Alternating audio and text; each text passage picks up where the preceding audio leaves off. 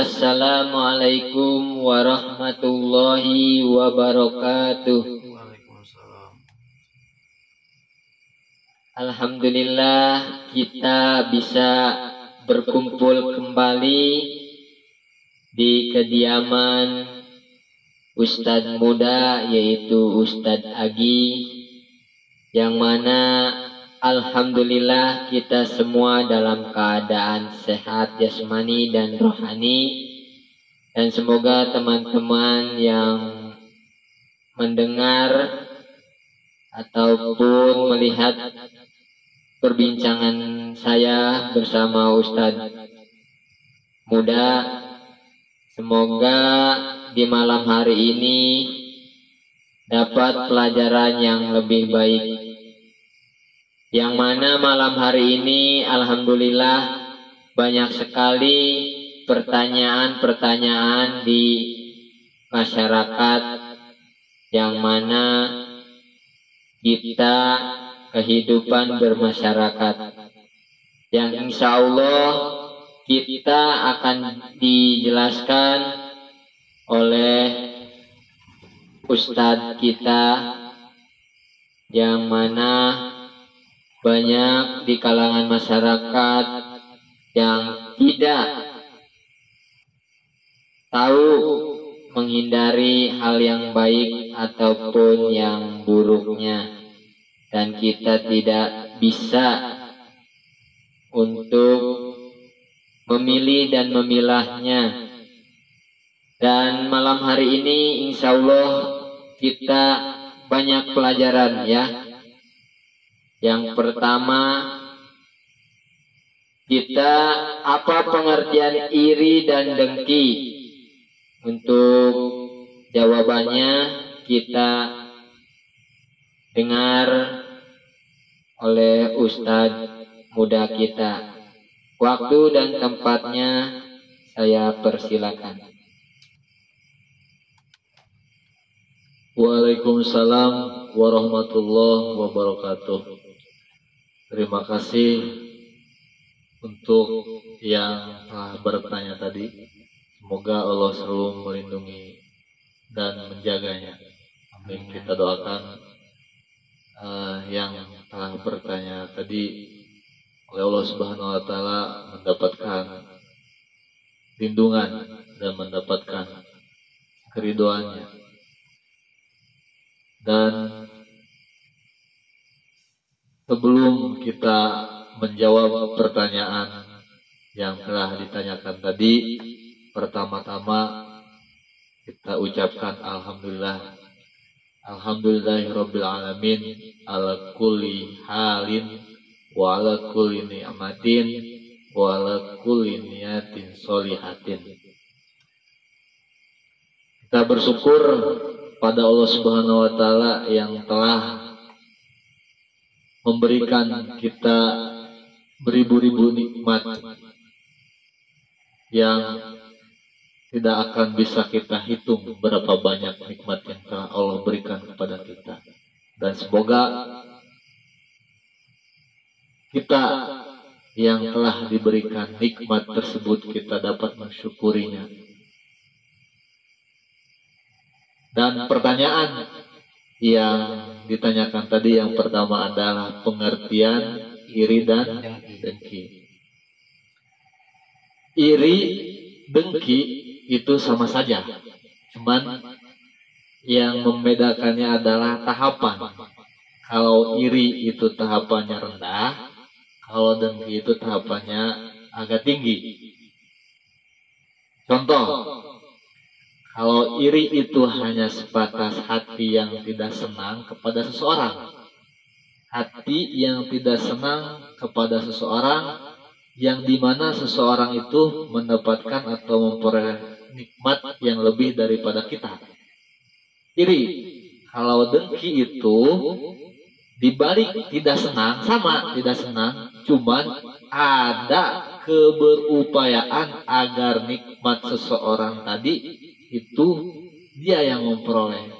Jadi dengki itu lebih tingkat, lebih atas daripada iri. Dan dalam Al-Quran iri dan dengki itu disebutkan hasad. Bagaimana terhindar dari sifat iri dan dengki tersebut, Pak Ustadz? Pertanyaan yang kedua ya. Bagaimana caranya agar kita terhindar dari sifat iri dan dengki? Untuk yang pertama yang harus kita ketahui agar kita terhindar dari sifat iri dan dengki itu, kata Nabi, kan iri dan dengki itu perbuatan hati. Iri dan dengki itu perbuatan hati. Iya. Kata Nabi menyebutkan dalam hadisnya, ala inna fil jasadi mudghah. Sesungguhnya, kata Nabi, ketahuilah sesungguhnya dalam diri kita itu ada mudghah. Mudghah itu segumpal daging. Idza sholahat sholahal jasadu. Dan bila segumpal daging tadi itu baik, maka baiklah jasad kita. Wa idza fasadat fasadal jasadu kulluh. Dan bila mana segumpal daging tadi mudghah itu tidak baik, maka tidak baiklah seluruh jasad kita. Apa segumpal daging itu? Ala hiyal qalbu. Segumpal daging itu adalah hati. Karena iri dan dengki itu perbuatan hati, maka ketika hati kita baik, baiklah seluruh jasad anggota tubuh kita. Dan bila mana hati kita buruk, maka buruklah seluruh jasad dan diri kita. Pertama, cara kita menghindari iri dan dengki itu harus kita ketahui bahwa sifat iri dan dengki itu akan merusak semua kebaikan yang ada dalam pada diri kita. Iyakum wal hasada, fa innal hasada yakulu hasanati. Takutlah kamu akan perbuatan hasud. Hasud iri dan dengki tadi.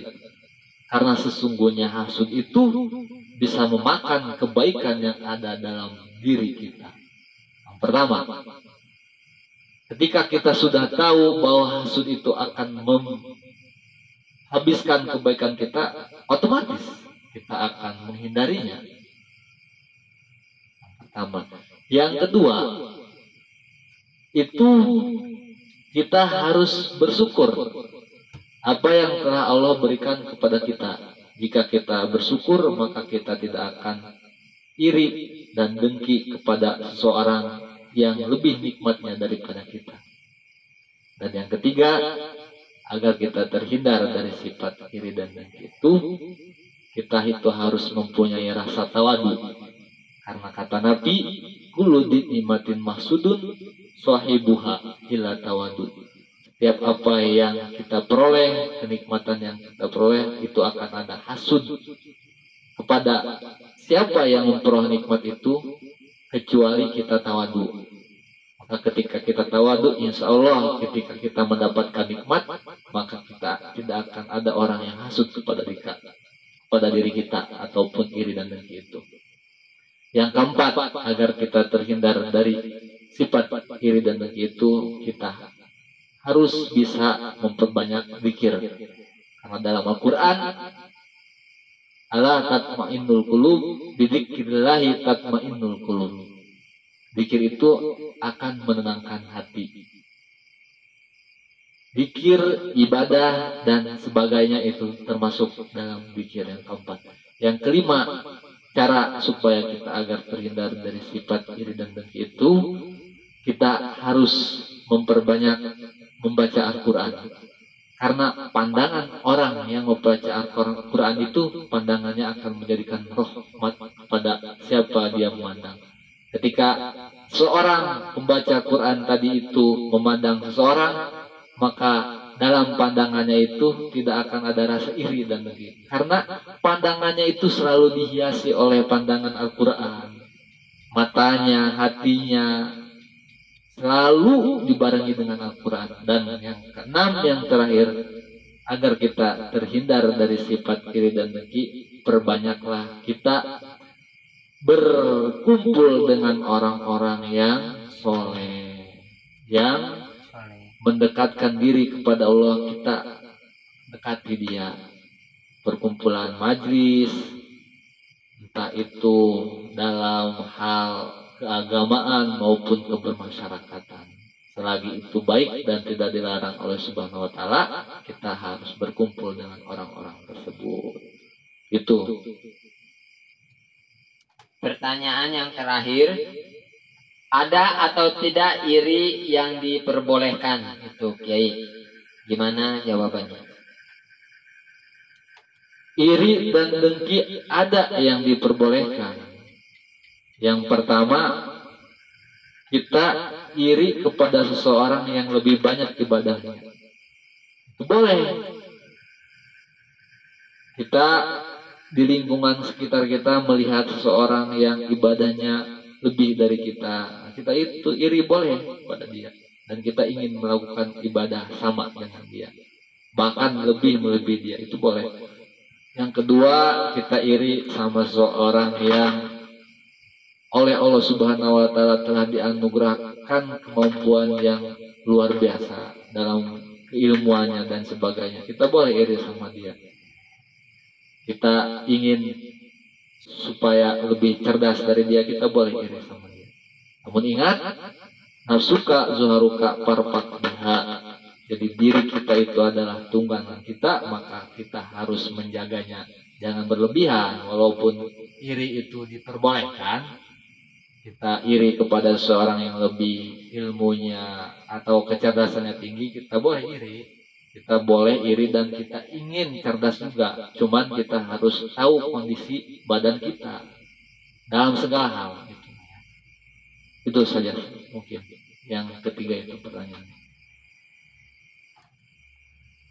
Alhamdulillah sudah kita dengar jawaban dari Ustadz muda kita, yaitu Ustadz Agi, yang mana malam hari ini kita ambil poin-poinnya saja ya, yaitu ada 6 poin, yang mana insya Allah sahabat-sahabat semua, penonton dan pendengar setia di channel kita ini, yang mana poin 6 tersebut kita harus jalani dan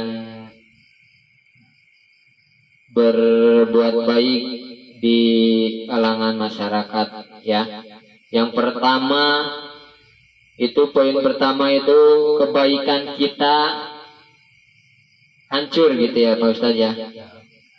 Kebaikan kita ya teman-teman, makanya kita jangan terlalu bersombong diri ya, supaya poin pertama itu tidak hancur ya ataupun hilang. Percuma dong selama hidup ini kita hancur berbuat baik tiba-tiba hilang karena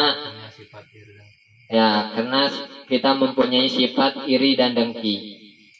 Poin kedua, selalu kita bersyukur apa yang Tuhan berikan kepada kita di dunia ini.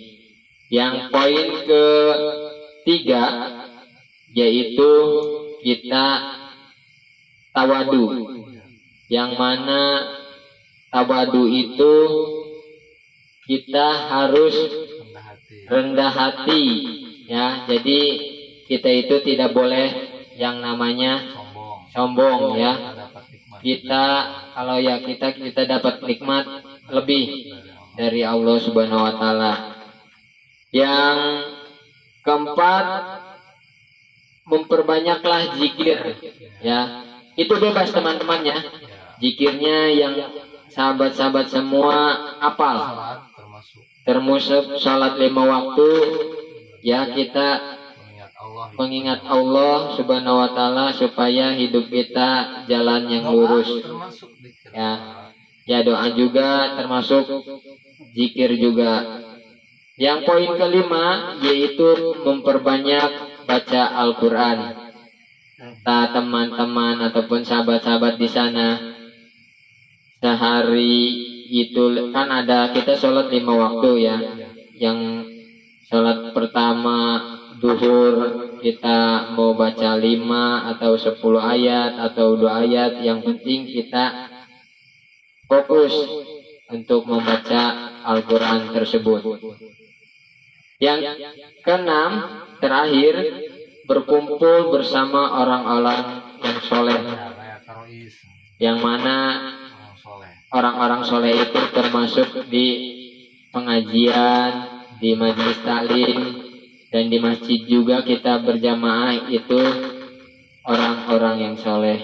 Insya Allah pertanyaan sahabat-sahabat semua sudah dijawab dengan baik dan jelas, dan kita juga di sini sudah menurut Al-Quran dan hadisnya ya, yang sudah dijelaskan oleh Pak Ustadz muda kita.